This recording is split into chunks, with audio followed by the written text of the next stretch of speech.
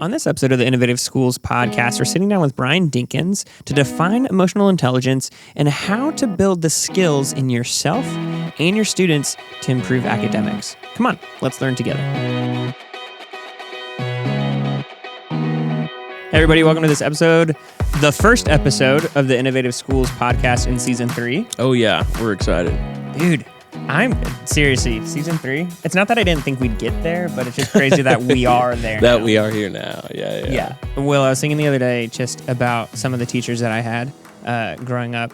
And our guest today, who we'll introduce in a minute, is kind of special. Not kind of. He is a specialist in emotional intelligence. But I was thinking about my teachers, and this question came up, and I was curious to know what your answer would be, which is when you think back on the best teachers you had growing up, what was it about the way that they handled people, not content, that made them kind of like that unforgettable or like stuck in your brain? Ooh, that's a good question. Well, one story that definitely sticks out is, which I've actually mentioned him before on the podcast, is Mr. Longcar. He was a high school history teacher of mine, and I just had some life things going on, and he told me to stay after class, and he's like, "Will, like, do you mind staying?" As the bell rings, and, everybody in the class was like, "Ooh," But he, sat me down, and we had a conversation about some stuff that had been going on in my life, and he just really helped, comfort me, and we were desk to desk apart, but really made me feel like it was, it was safe and seen and heard, and I think he even forgave some homework, so it was pretty cool. Yeah, that's mine for sure. I had to actually think about college. I had a professor in college that he was from Africa, had the most amazing accent, and it was so warm-hearted the way that he would talk to each of us individually, to kind of listen and ask not just how we were doing in the content, but like just wanted to know how things were going with our lives. And how things were going with, it was a small class, but how we were just handling the stresses of college and the things that we were learning. And just like, he would ask about my parents. Like, he never met my parents. He doesn't know anything about my parents, but he's like, "Are your parents, how are they doing? Like, what do they do?" And just like listen to what I had to say. And then he would like tie those back into content that we were learning as well. Nice. But, today I teased a little bit earlier, but we have Brian Dinkins sitting over here. Dr. I Brian apologize. Dinkins. Dr. Brian Dinkins. What's going on, gentlemen? Hey, man, we're good. Did you have a teacher or something that like really like impacted as far as like beyond the content? I have so many, man. For you? I'm sitting here, my heart is warm just listening to y'all talk about your teachers. Probably because that's the work that I do. I think that's the work that saved me too, man. When I hear y'all talk about those experiences, y'all's body language, you smile, your energy is high. You're reflecting on the way they made you feel, and I think a lot of things. I think it's a skill, but I think it is the intention of another human to make you feel seen, to ask you about your parents, because parents are, in most cases, valuable to us. Yeah. So that person is checking on you and was valuable to you. I had a bunch, man. My principal, Dr. Jackie Greenwood, was a surrogate mother who hugged kids and kissed them on the face. And this is when you were a student. This is because you had an education career. We'll get to that in a second. But just wanted to. Crazy. She's my high school principal. Yeah.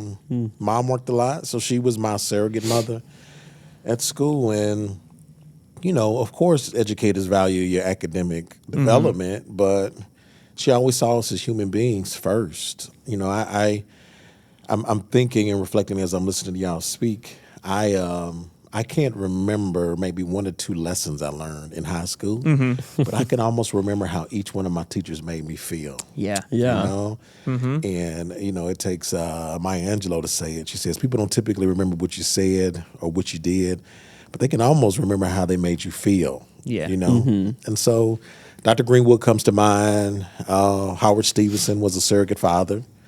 who replaced my dad, and so he was safe for me. He was a person who could see when I wasn't having a good day, checked on me. He held me accountable too.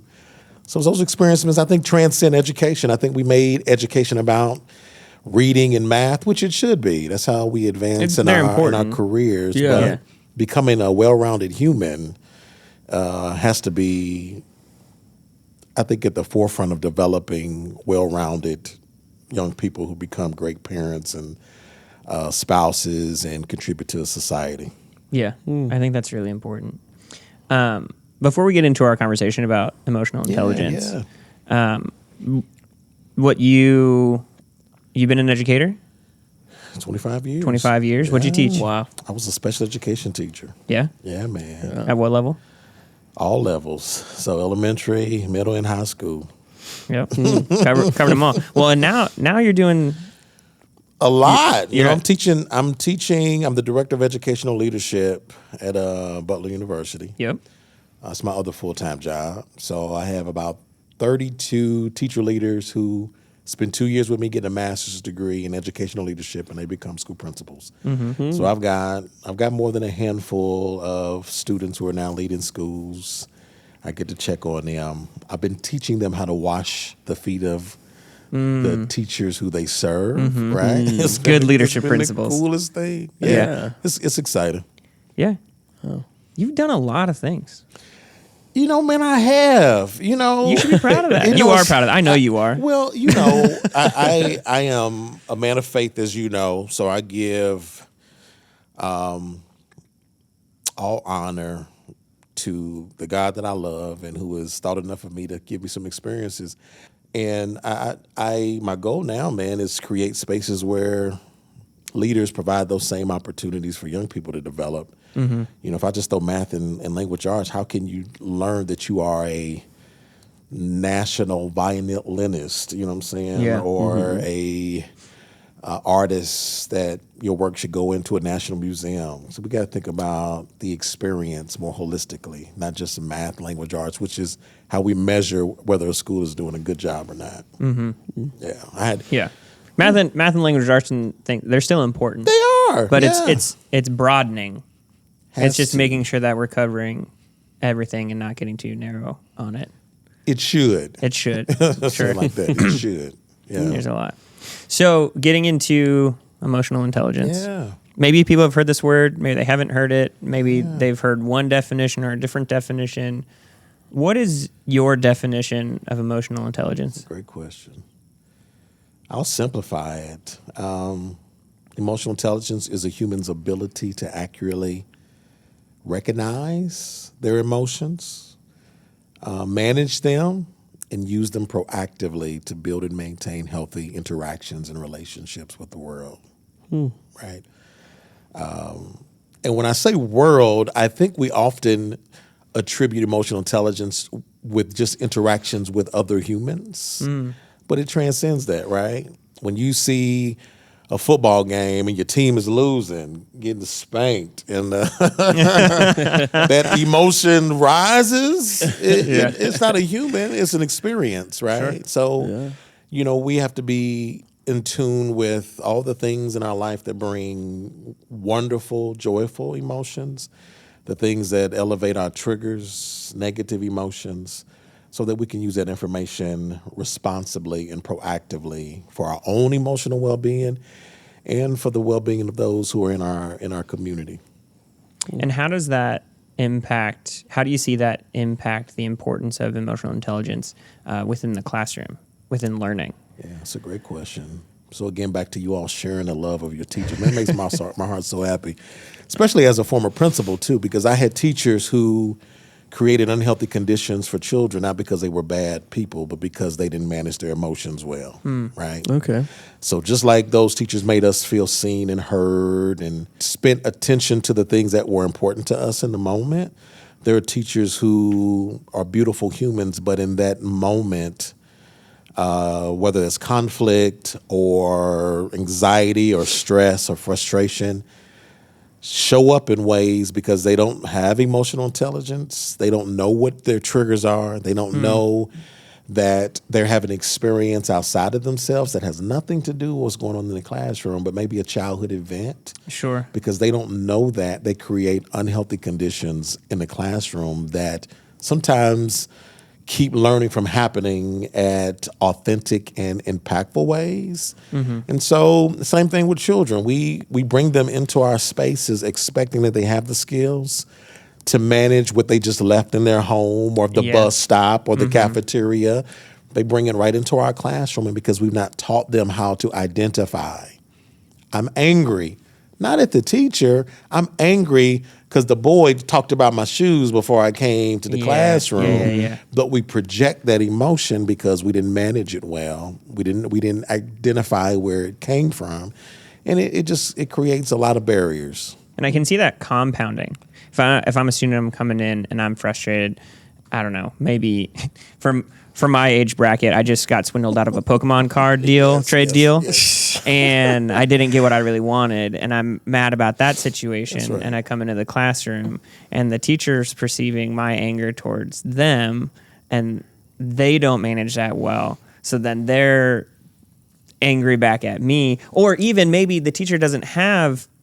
They're not frustrated at me. There's something in their life that's going on. Yeah. Their kid just told them off. Right. Like their biological kid, their son or daughter just told them off. Yeah. Now we're hitting both together. That's right. Yeah. And have you experienced this? Like, I feel like when two people are angry about separate things, it's not additive, it's multiplied.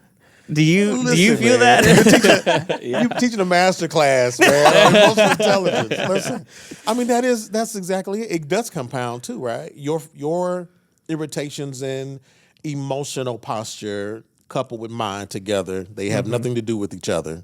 Yeah, nothing. But because we're both not leaning into how we are right now, what caused us to be here, and how can we make sure that we're not punishing each other.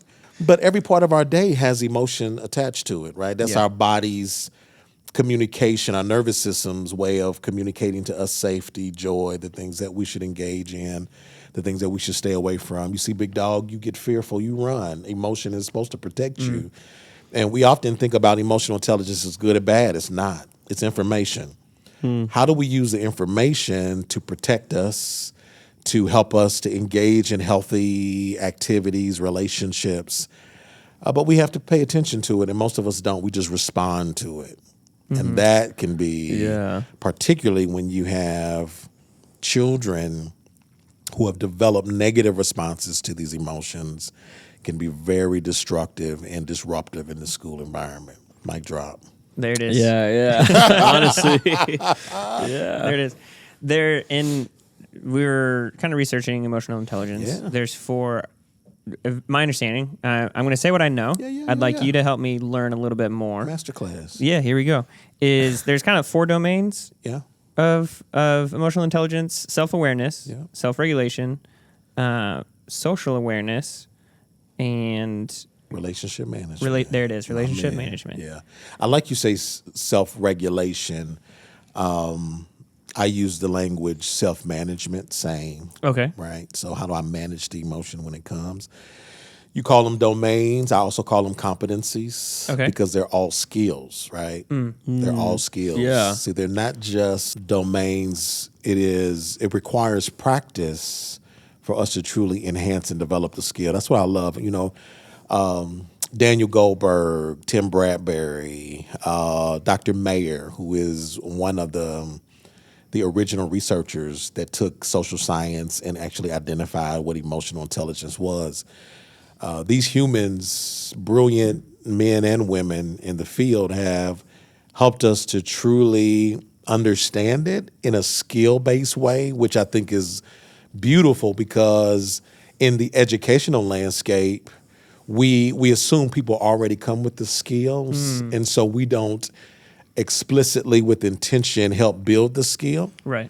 And we attribute behavior to a decision and not an emotional response.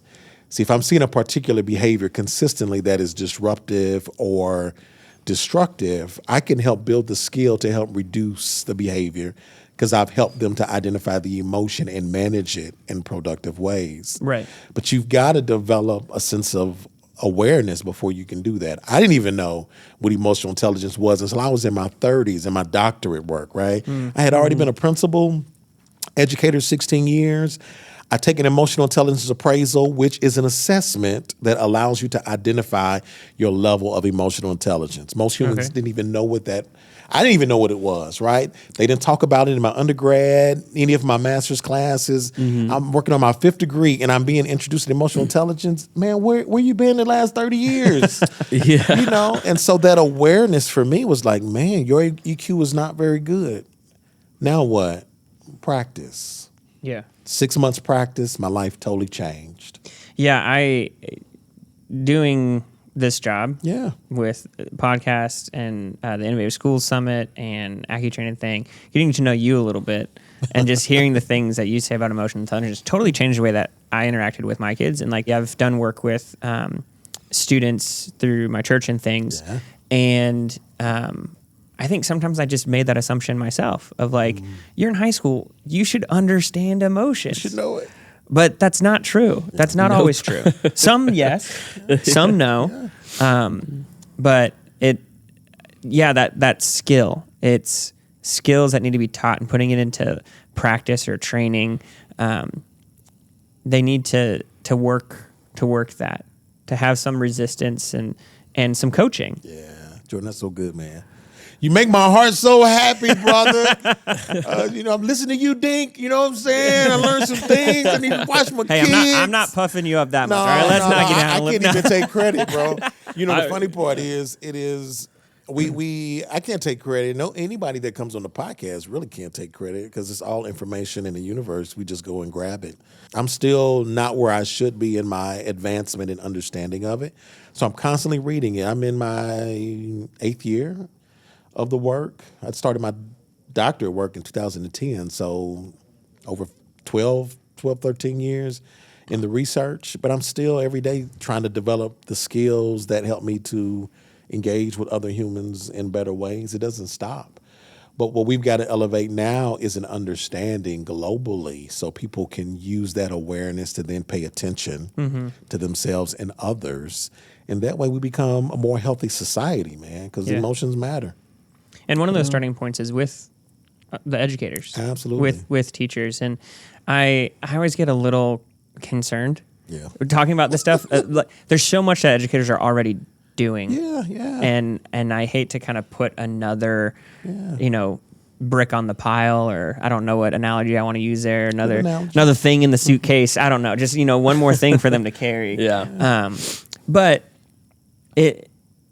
in your research and things that I've heard you talk about and say is like it feeds into the instruction. Yeah. It's not taking away. Understanding emotional intelligence, it helps with instruction. Yeah. It's not another thing on top of it.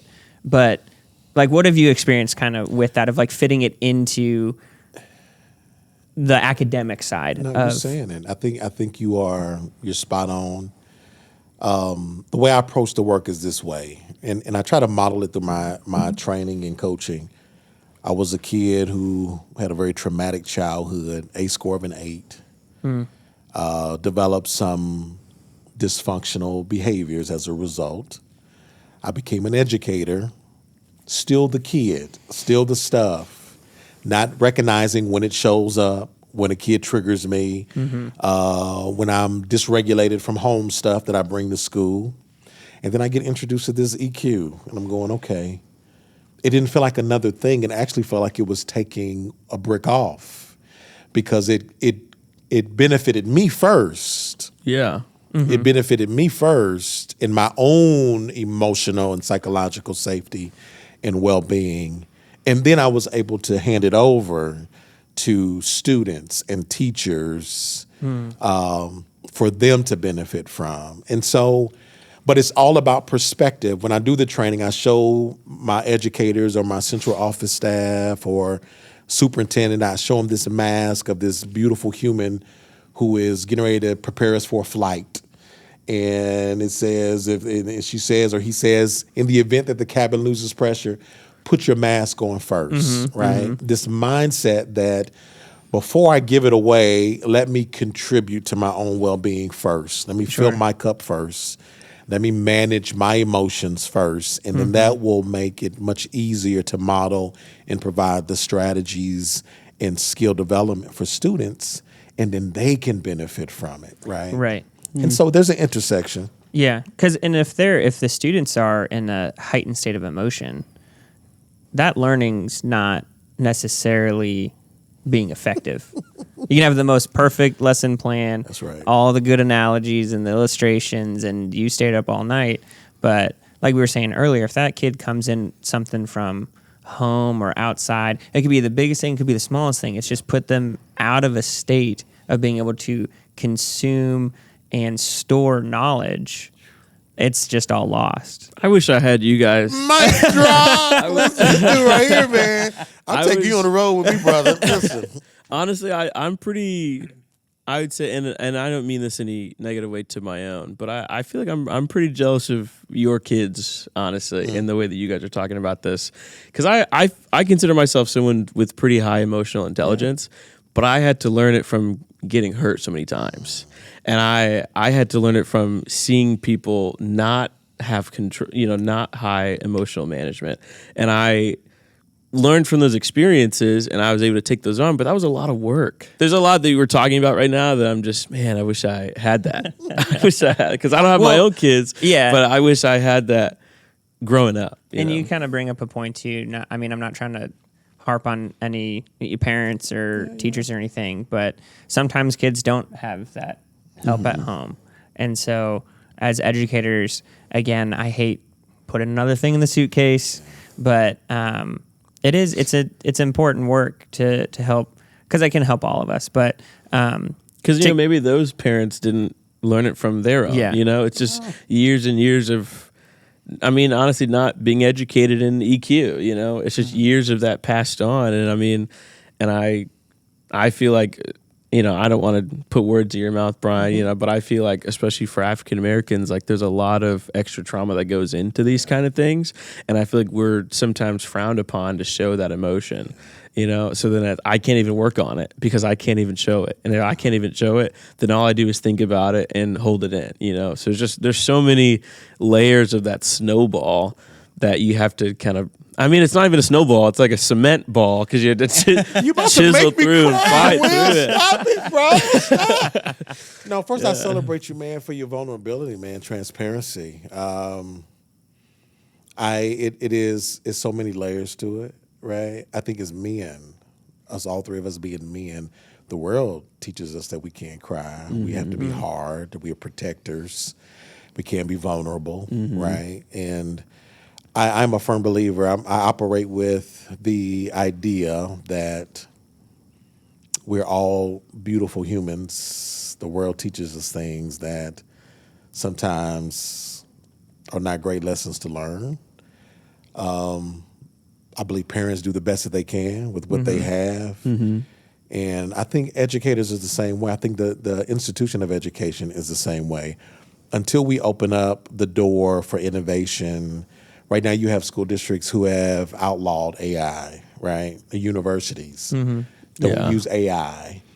Why would you handcuff us in that way when the world is evolving so fast in the use of AI? And so the same as emotions. It's typical that leadership that understands it and embraces it creates conditions for it in their schools. Those who don't, they keep it at the door. Yeah. And Jordan, you said earlier, man, and I'll use my words. I've never seen a dysregulated adult regulate a dysregulated child, right? So if we don't help the adults in our school communities regulate their own emotions, they will constantly be dysregulated by children who are dysregulated. Nobody wins. No learning happens. And the children of today, man, are dealing with, I think I'm just a little bit older than y'all. But a lot of him, maybe a little bit. Okay. I didn't wake up with an iPad. I didn't have 45 channels to choose from. The stimulant, the stimulation that they deal with, the music, the internet, all that brain stimulation that causes emotion ups and downs all throughout the day without learning to regulate is a ticking time bomb when I've not learned how to identify that and regulate it. And they're coming into classrooms every day. You got one teacher, 30 kids. That's 30 humans with emotions. And I've got to manage all those emotions at the same time. And they're almost never the same emotions. It's the same moment. Almost never. Listen. And it's Last day of almost school, I think it's probably all the same, but that's about it. unbelievable. And so we've got to make it normal, man. We got to make it normal. Yeah. Yes. So we've explored a lot of emotional intelligence in this big picture thing. Yeah. We're going to take a quick break. Let's do it. And when we come back, we're going to bring it down into, we've talked a lot about all this different stuff, but what is an educator, what does the adult in the room actually do to help their emotional intelligence and help the emotional intelligence of their students? So hang out, and we'll see you guys after the break. Learn from the best in education on AccuEd.com. AccuEd.com is our subscription-based service that we offer for educators just like you. We have over 40 masterclass-style courses that get you more than 80 hours of training. These courses cover a multitude of subjects like leadership in your school, to climate and culture, to even just classroom management, and so much more. And this training is from the real experts like Bruda Kefele, Michelle Borba, John Almarode, and even Michael Bonner. We release a new course every month, and you'll be able to start applying these strategies as soon as your next day in the classroom. Go to AccuEd.com to get started. If you use promo code PODCAST at checkout, you get 10% off your first 6 months. Visit AccuEd.com and start learning from the pros today. Let me know if this sounds familiar. You just finished listening to an episode of the Innovative Schools podcast, and you want to hear more from that guest or speaker. Well, you can at the Innovative Schools Summit. The Innovative Schools Summit is an event that brings internationally recognized thought leaders, educational consultants, teachers, and administrators from all over to come and show you what they've learned. We feature speakers like Michelle Borba, Michael Bonner, Steve Spangler, Gary Brooks, Kim Bearden, and many, many more. You're not going to want to miss this. We hold these summits in big cities like New York, Las Vegas, Nashville, Orlando, and San Antonio, so there's always one close by. If you want more information, go to theinnovativeschoolsummit.com and check it out. We hope to see you there. Hey everybody, welcome back to the Innovative Schools podcast. Will and I are sitting down with Brian Dinkins talking emotional intelligence, among other things. We got a number of personal stories in that first half there, but we're gonna reel it in just a smidge. We're gonna come back into classroom and into school.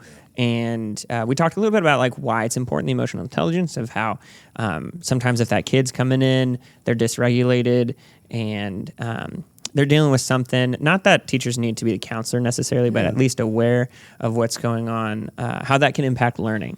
So I kind of want to look at a couple different kind of not specific situations, but I guess like roles in the school, starting with between let's say a teacher and the students, right? What are some kind of like practical day-to-day things that the teacher can do, I guess, for themselves to increase their emotional intelligence in that situation? That's a great question. So a typical approach that my team and I take when we are helping a school develop their level of emotional intelligence is giving them a set of strategies that help build the skill around those 4 competencies: self-awareness, self-management, social awareness, relationship management. Relationships are the bread and butter of the educational experience, right?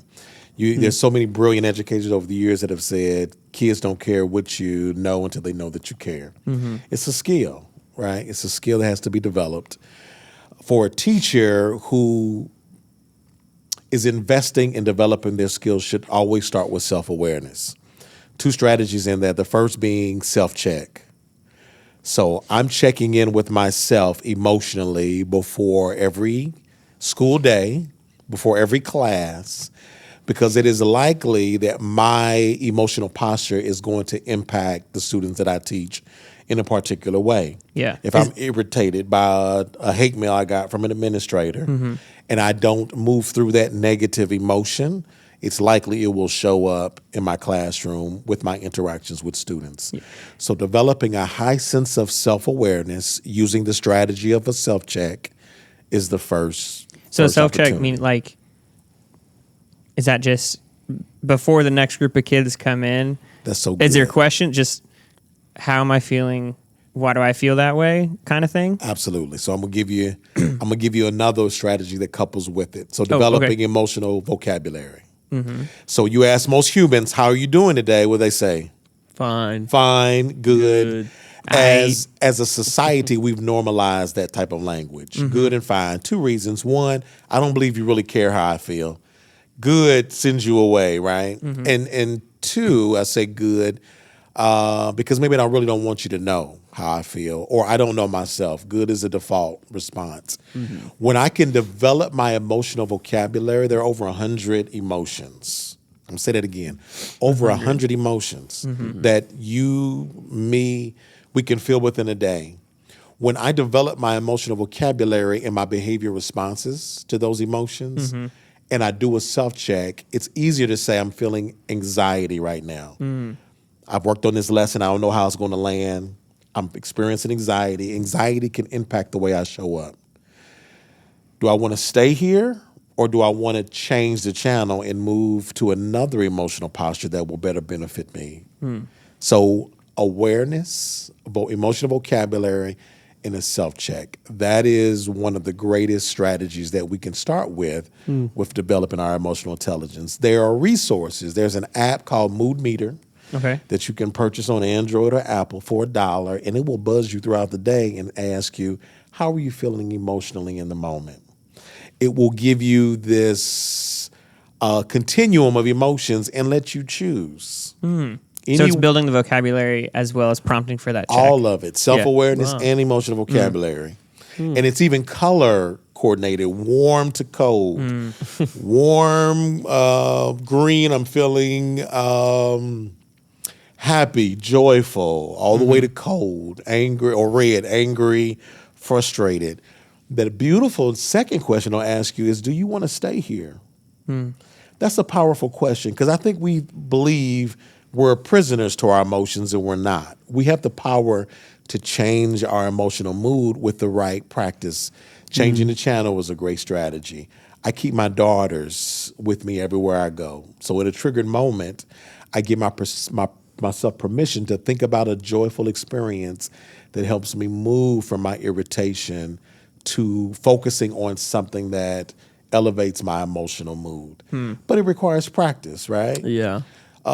Students, let's use them. So the teacher has done a self-check. Okay. They've identified where they are emotionally. Now students are coming into the classroom, creating a daily opportunity for students to self-check. To do that same thing. Does two things. It helps me develop my social awareness, which is my ability to accurately perceive the emotions of those I'm interacting with. Right? If you've ever engaged somebody and you could see their countenance is either happy, joyful, frustrated, anger, that is a skill. If I know where they are, then that helps me to position myself of how I should engage. Right. With a girlfriend or a spouse, you see anger, frustration. I'm not having a conversation about something serious right now. How can I support you? But there are some humans who miss that because they don't study the emotions of others, and they miss having conversations at the wrong time. Teachers who are aware of themselves and then they spend time studying the emotions of their students find often a very delicate balance between where I am, where my students are, and how I should create conditions for the class. I heard someone recently talking about how when they greet their students at the door, like they've taught their students, they're like, when you walk in, you can do it real close to your chest and just do a thumbs up. Love it. Or do a thumbs down, or just a medium, and like just a flat hand or some kind of signal to let the teacher know without broadcasting to everybody, hey, right now I'm not doing okay. And that teacher then knows, okay, I kind of know where to set my expectations for that student at this moment, but I can also circle back around and kind of see what's going on. Again, not that teachers need to be the counselors, but that they at least kind of know that starting point of that check-in. I just heard that as a thing. Mic drop. Man, you 3 times already. Oh, Three man, mics? you're killing it, bro. You're killing it. I'll say the other thing I started thinking about when you're talking about when you said hundreds of emotions. Oh, yeah. My brain, I'm very visual in my head, and I pictured an 8-count crayon box. Yeah. And then the 100 and something. Yeah. But I bet you could take. I was thinking about this. I was thinking I could probably pick up each color in that 124 pack or whatever it is now. I don't know how many it is, and assign some emotion to each one of those crayons myself. And that just helped me think about how many different emotions really are felt or could be experienced amongst people. See, I'm visual in a different way, and I feel like when you were saying the crayons, I was thinking about having a student, identify what they're feeling with crayons. And if they're feeling multiple, you can see them coloring in and kind of being able to identify their mood with that color or the mix of colors of different things. I don't know, that's where my brain went. You both are spot on, man. Well, in my training, I use a emotional chart, right? And it is so crazy.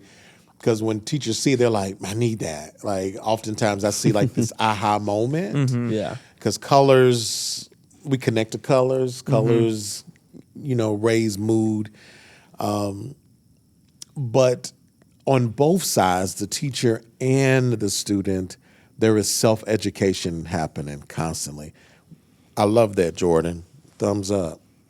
Thumbs up. Middle. Thumbs down. Straight hand.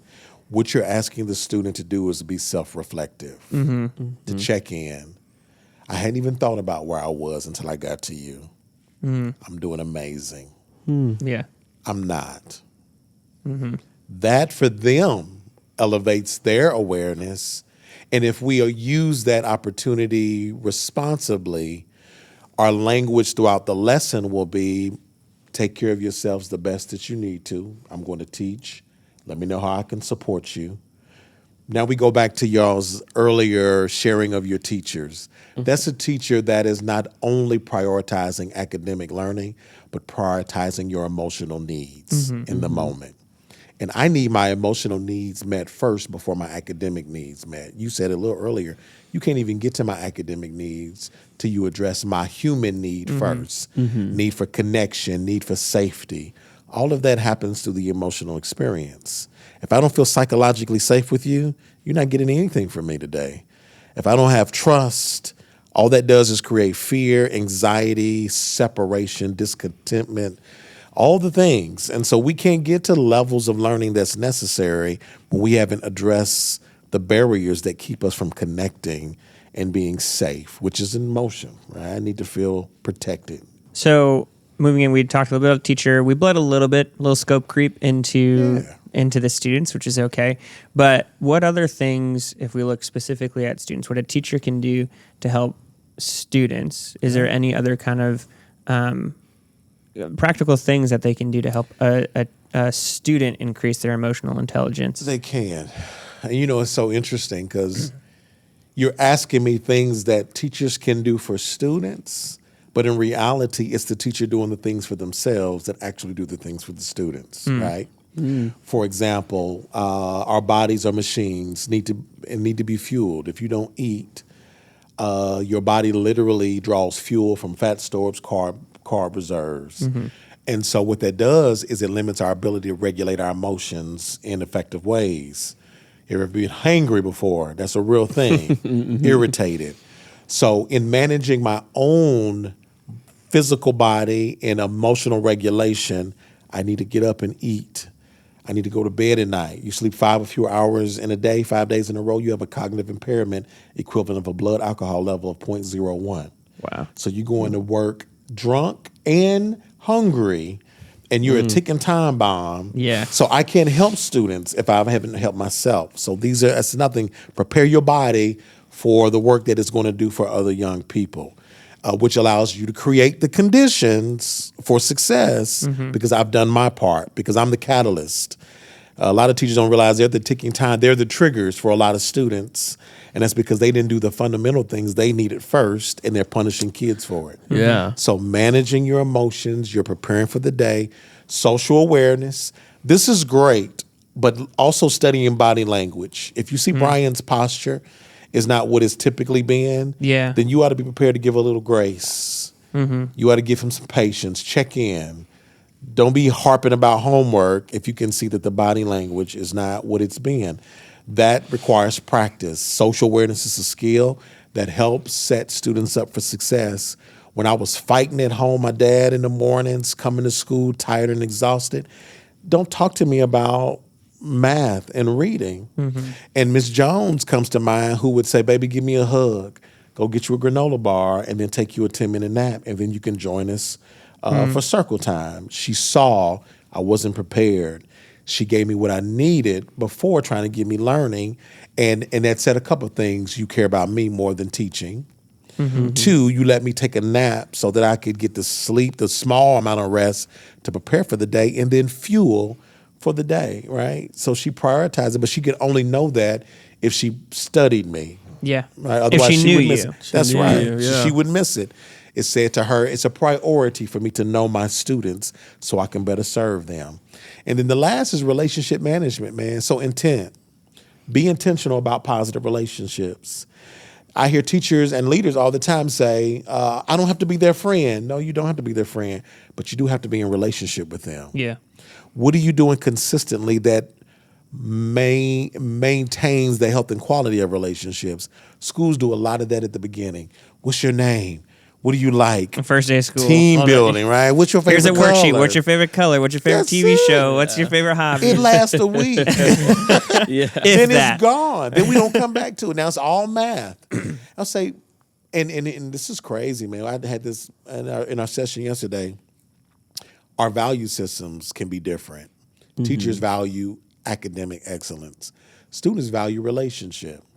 It's a value for them. Academics don't provide any value to them in the moment from their perspective. I get straight A's, nothing happens. I get straight F's, nothing happens. So there's no immediate impact of academic learning for them. Long term, we know the great benefits of it. But immediate satisfactions, where kids live, they want it right now. They want to change the channel right now. They want a different song right now. It provides no value, but social acceptance, being seen, heard, valued by peers, that's value for them. So we have to be prepared to give them value just like we want them to give us value in time. And so teachers have to be intentional about how they build relationships and maintain them over time. I'm studying myself. I'm managing those emotional triggers. I'm studying the students of my classroom, and then I'm creating micro moments of relationship bucket filling all the time. If I fill your emotional bucket, when I'm asking you for something, I can take a withdrawal because I have deposited positive energy, language, interactions. All those work together for a healthy relationship that teachers start with themselves. It's a great question, man. We've talked about teacher. We talked about student. Yeah. Let's go to the administration. Administration to teacher. Because you have that teacher that's helping those 30 whatever kids. Yeah, man. But you also have a principal, assistant principal, or vice principal, however you say it in your school, who has their whole staff, and they all come to school. Like we said, you coming in, something else has happened, you're dysregulated. Let's talk a bit about that dynamic of emotional intelligence. What's things that principals can do, or that administration? And I'm sure you're going to start by saying they have to take care of themselves. They have to learn, which is important. But I don't want to end this podcast without talking about that relationship too. No, I got a funny story for you, man. So when I left the principalship, I was the director of culture and climate and SCL, social emotional learning, for the entire district, largest district in Indianapolis. Our team would help schools implement an SEL curriculum in schools.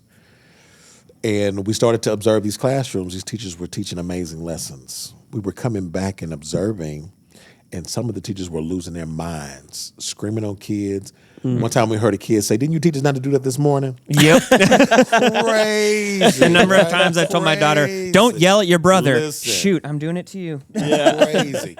And we checked in. We said we missed a step, guys, and they were like, "We did. We missed the teachers. We were giving curriculum for students, but we had not provided any learning for teachers. Teachers can't model the skills that they're not practicing. You can teach them, but if you're not practicing them, we can't expect you to model for students. And as soon as you lose your mind, you give students permission to do the same, right? Yeah. You can't say don't do and then do. So we started working with teachers. We saw great growth, improvement. Then we identified we missed another person, and that's the principals, right? There is often a philosophy that we are in leadership and people expect us to know everything and do everything. But principals are the most isolated humans in schools and oftentimes don't have the support that they need, the emotional support they need, the continued mentorship and training. I have about 30 principals I mentor across the country.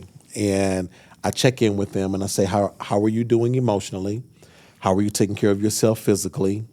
Who is your accountability partner on your campus? And how are you taking care of the people who you're responsible for taking care of? And those moments, man, are sometimes the most vulnerable and healthy moments because they can share their hearts with me without any judgment or worry about being penalized for sharing where their gaps are. Because there's no psychological safety with their leaders. But we saw these principals losing their minds in leadership team meetings, losing their minds in faculty meetings. So they need emotional development as much as everybody else, right? Yeah. But they have to see that first because principals can have egos. And if Can't they, we all? Man, we can. But if they don't see themselves as one of the primary stakeholders that need it first, because I used to say they're at the top, but they're not. They're actually should be the foundation holding everybody else up. Yep. And so if you're the foundation, then you have to be at the front of personal development because you are not only getting hit by students, but teachers, support staff, social workers, counselors, parents, assistant superintendents, board members. That's coming from you're getting hit more than anybody else. So it is likely you'll be triggered more than any other stakeholder in the building. And what we have found is when you have principals who are unemotionally healthy, they often create unhealthy conditions for everybody. Yeah. I feel like I've heard that before, where if the principal sneezes, the whole school gets sick. You know, kind of thing. I've heard that somewhere. It might have been on the podcast, honestly. But It's true. I heard someone said that, and I think I've heard before someone say, if the teacher sneezes, the classroom gets sick. But even more than that, if the principal sneezes, the whole school. So, yeah. Crazy. That funnel, you know. And that's why they're the first ones to go typically when the school's not going well. Like, the quarterback's not throwing touchdowns, they fire the coach, right? Yep. I wanna do two things before we close this thing out. Yeah. The first is one of the things that I'm hearing through this whole conversation, and I want to kind of like challenge is we can talk about principals, we can talk about kids, and yes, principals being the foundation. But I want to challenge listeners and even us to start with ourselves. Absolutely. I think that was that's a thread sewn through the whole conversation we've had today is that no one else can do the work for you, for your emotional intelligence, that we all need to kind of pick up our own weight and do the training and build that skill. But along with that, which may sound a little contradictory to what I just said, is that it's also a whole school thing. It is. Like it's not just the teachers to the students. Yeah. It's not just the administrators to the teachers, but it's any of the staff to staff, teacher to teacher, to cafeteria workers, custodians, students to student coaches, school bus drivers. Like if you can get the entire system to have this awareness, if they're in Mr. Bassett's class and I recognize this thing about Will, like he's not doing good, I can send a note to you because I know he's in Mr. Dinkins' class next. I say, hey, I noticed Will's just off today. Just giving you a heads up, or this is a thing that I noticed. We can share that information amongst ourselves. And then it takes even less time. We still get our academic time, but we're all helping in growing ourselves. A coach or a gym teacher can say the same thing. Hey, I noticed, Will was not he loves basketball, but he's not keyed in. Yeah. He missed 3 3-pointers. I don't understand what happened there. Whatever. Just that's normal. That's never. Normal. I'm not I typically play in the paint anyways. Yeah. That's normal. But the point is that, like, yes, I don't think we should expect other people to build the skill if we're not building the skill. Yeah. But if we can all build the skill together at the same time, then we're taking even less time away from academics, but we're still helping all of the students get into the position to learn. That's so good. Y'all heavy. Y'all deep, man. Y'all some deep brothers. I use this example all the time. Sometimes I get in trouble with it, but my daughters love Chick-fil-A, and we go Chick-fil-A everywhere we go. My wife's love language is travel. We travel a lot. We look for the Chick-fil-A. Every time we go, we're going to hear my pleasure. Right. I live in an airport, so there's a Chick-fil-A in the airport. I eat there a lot, man. This young lady came up to the stand, to the counter. She reminded me of my daughter. Ordered my food, paid for it. She handed it to me. I said, "Thank you." She said, "You got it." I went, "You got it." Her coworker turned and looked at her. The patron on the other side turned and looked at me. And there was a manager in the back with a white jacket on. He turned around. He came up to the counter, and he waved at me. Then he tapped her on the shoulder, and he said, "Come here for a minute." I'm being nosy, man. I got my food. I paid. I'm watching. You eating your fries out of the bag? Listen, they go to the back. I can't hear what they're saying, but he's going. He's moving his hand. For our audio listeners, he's moving my hands. Moving his hands. He's reassuring her in a nice, friendly way. Good. He's smiling. She's going, "Oh my gosh!" She's got this look of surprise on her face, and you can tell he's coaching her. Mm-hmm. She comes back to the counter. A new customer comes up, goes through the same process. The person says, "Thank you." She says, "My pleasure." Yeah. Mm-hmm. I think it's amazing because 2,800 franchises, you're going to get some of the same language because there's a commitment to customer service in all those places. Schools have to do the same thing, right? There has to be a level of shared commitment amongst all stakeholders that we're going to do this work together. And what will happen naturally, you said there's some contradiction. There's not. There's actually really close alignment. I'm going to take care of myself, and then as a result, we're going to take care of each other. Mm-hmm. And what happens is when we get to those shared commitments, those 5 statements, I will regulate my emotions and identify why I feel the way that I feel and protect myself and others. Mm-hmm. I will make sure I operate with empathy and give people permission to feel, even if I don't agree with their behavior. I mean, when the schools that we work with, they actually come to share commitments.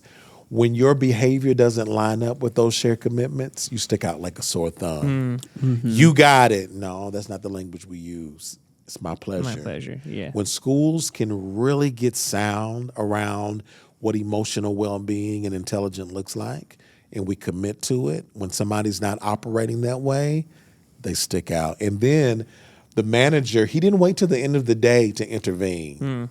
He intervened immediately in a coaching posture that was not confrontational, that was not judgmental. It was reinforcing our commitments. And so schools have to get to that, right? And repetition, practice. She probably was new. She probably had a moment. They make you go 6 weeks through training before they even put you in the front of people, right? And so we got to get in the habit of doing the same things in our schools. And what we will see is a decrease in adversarial interactions. We'll see teacher satisfaction and mobility decrease. They stay, they stick. We see student outcomes improve because they are now regulated in a way that allows them to access information in healthy ways and perform well. All the things that are deeply aligned with the way we feel and the way we perform, deeply connected. Yeah.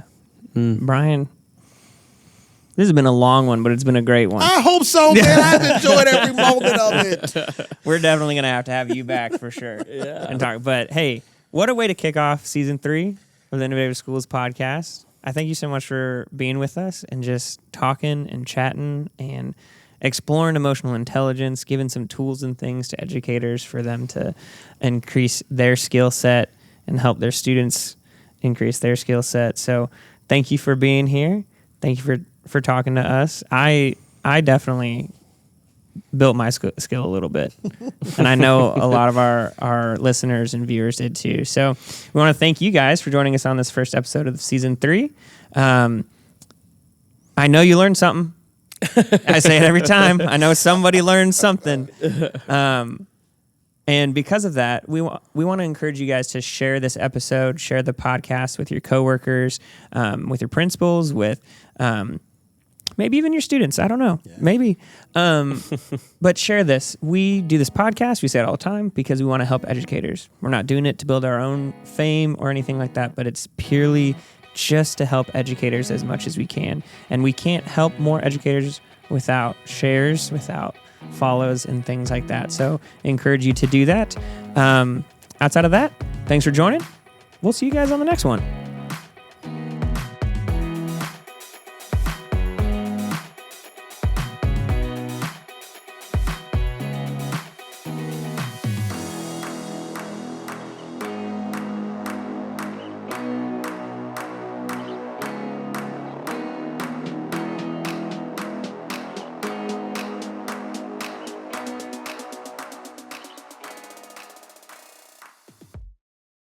This has nothing to do with what we're talking to you about. Nothing. We'll go through how we're going to do everything in a minute. Yeah. So, editor, you're going to have a lot of things to work through before we get to the meeting. So excited. We've tried to look up your college football records, and we noticed that in a Purdue versus Michigan game, there's 1 sack credited to you. Yeah. And by our calculations, Tom Brady was the quarterback. On his back. They actually split. Did you? On his back. Did you sack Tom Brady? I did sack Tom Brady. I've got the evidence to prove it, man. We tried to find the film, but we can't find a recording of that game. I got it. It actually plays. It's on repeat on his TV at home. Yeah. It just it's on my walls.